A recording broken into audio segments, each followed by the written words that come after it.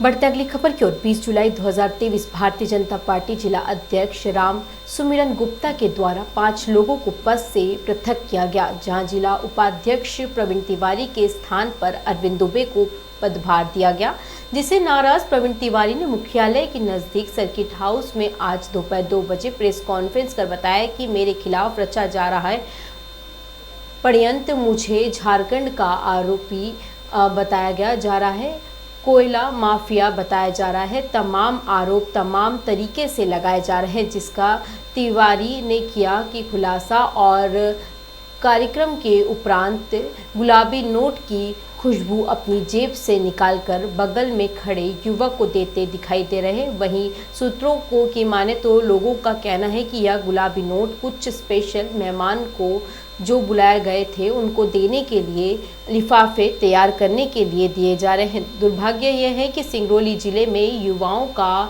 शोषण, रोजगार से वंचित करने का कार्य कर रही है भारतीय जनता पार्टी, और सबसे बड़ी विडंबना जो सत्य का रास्ता पकड़ता है उसे रास्ते में ही मार्ग विचलित करने की कोशिश की जाती है। बालूशाही भाई कौन है लड्डू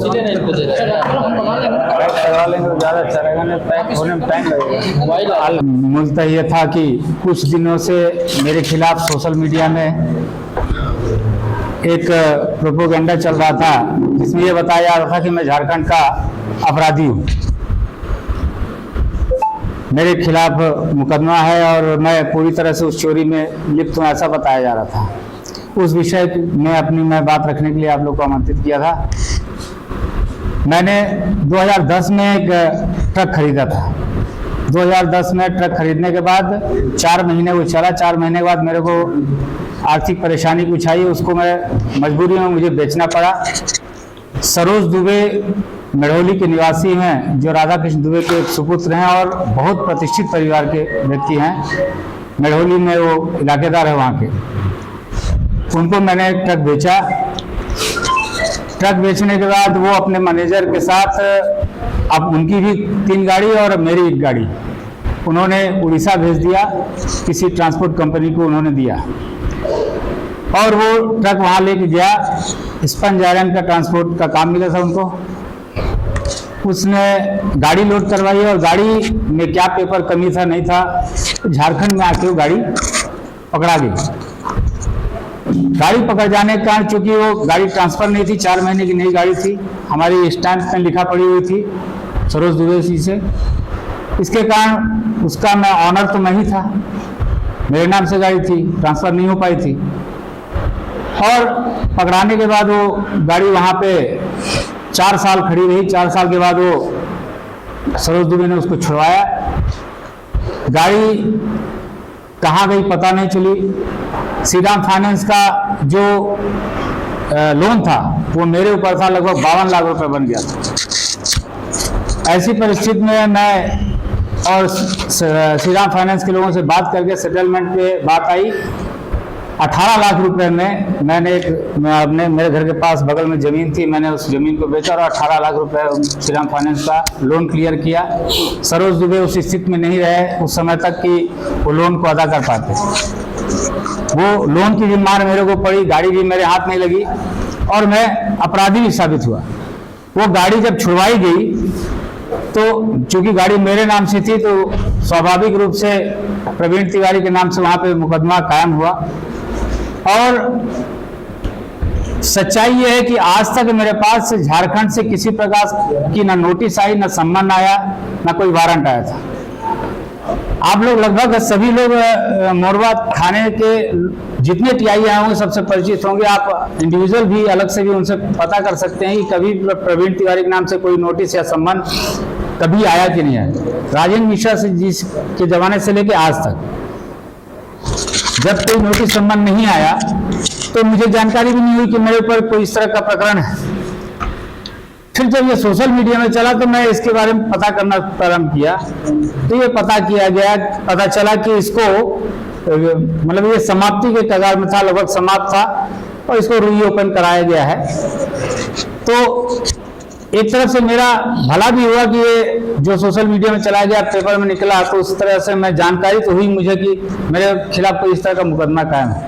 और मैं वहां जाके अपना साक्ष्य प्रस्तुत किया कोर्ट में, उन्होंने स्वीकार किया उसको, मुझे वहां से मतलब राहत मिली।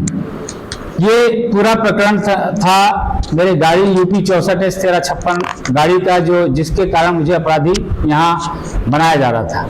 ये सच्चाई ये इतनी है। इस बीच में ये हुआ क्यों, मैं चुनाव लड़ रहा था तब भी ये छापा गया था। इसके पहले मैं मंडप अध्यक्ष की दावेदारी किया था, तब ये निकाला गया था सोशल मीडिया में। तो विशेष समय पे इसको जैसे बचा के रखा गया और विशेष समय पे इसको छापा जाता रहा, निकाला जाता रहा।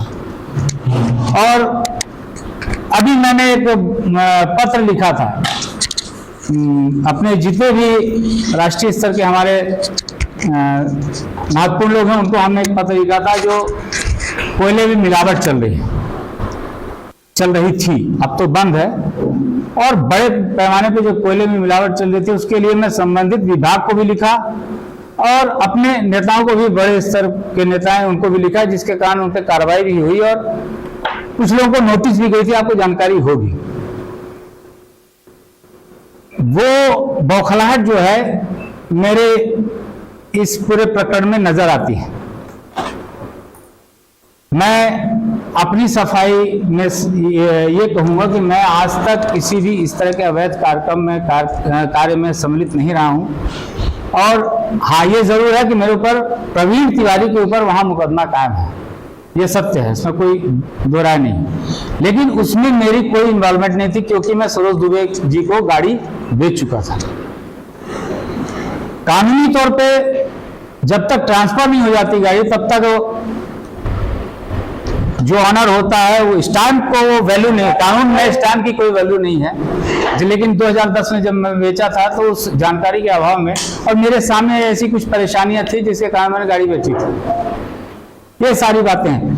रही बात मेरे ऊपर जिस तरह के षड्यंत्र किए जा रहे हैं, भस्सी के मिलावट के संबंध में, कोयले में जो भस्सी बड़े पैमाने पर मिलाई जा रही थी, जिसके कारण मेरे पत्र के कारण जो बंद हुई, वो आगे भी अगर इस तरह के कार्यक्रम ये लोग प्रारंभ करना चाहेंगे तो मैं फिर इसका विरोध करूंगा। इस बार हमारे साथ आम कार्यकर्ता और आम लोग भी स्पॉट पे जाके उस काम को रोकने का प्रयास करेंगे। ये एक तरह से देशद्रोह का काम चल रहा था।